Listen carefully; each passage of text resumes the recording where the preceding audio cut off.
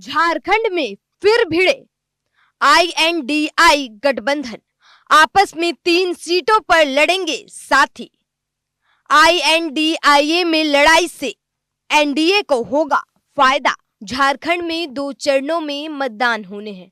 नामांकन की प्रक्रिया खत्म हो चुकी है, लेकिन अगर कुछ खत्म नहीं हुआ है तो वो है इंडी गठबंधन में तनाव और टकरार। एनडीए ने पहले ही सीटों के मामले में अपना सुलझाव कर लिया था। Jharkhand Mukti Morcha lead India block में अंतिम समय तक भी सीटों का मामला नहीं सुलझा है। 3 सीटों विश्रामपुर, छतरपुर और धनवार में उसके घटक दल आपस में लड़ते हुए दिखाई दे रहे हैं। सीटों की बात करें तो एनडीए में बीजेपी 68 सीटों पर सुतेश महतो की आजसू 10, नीतीश कुमार की जेडीयू 2, चिराग पासवान की एलजेपीआर 1 सीट पर चुनाव लड़ रही है। वहीं इंडिया ब्लॉक में जमाऊ 43, कांग्रेस 30, लालू यादव की राजद 6 सीटों पर अपने उम्मीदवार उतारे हैं। तीनों सीटें बगोदर, सिंदरी और निरसा में भाकपा माले के कैंडिडेट्स को सपोर्ट किया है, जबकि भाकपा माले ने धनवार सीट से अपने प्रत्याशी को वापस नहीं लेने का ऐलान कर दिया है। चलिए सबसे पहले बात विश्रामपुर सीट की करते हैं। विश्रामपुर में कांग्रेस ने सुधीर कुमार चंद्रवंशी को खड़ा किया है। यहां से राजद ने नरेश प्रसाद सिंह को उम्मीदवार बनाया है।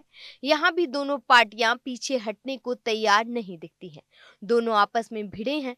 वहीं छतरपुर सीट की अगर बात करें तो यहां पर कांग्रेस ने राधा कृष्ण किशोर को प्रत्याशी बनाया है।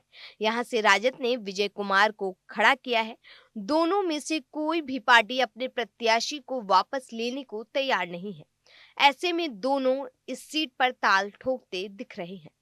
धनवार में माले को जमुआ ने एक बार फिर 3 सीटें देने का वादा, उसी पर अंतिम समय तक वो अड़ा रहा। धनवार में निजामुद्दीन अंसारी को उतारा गया है।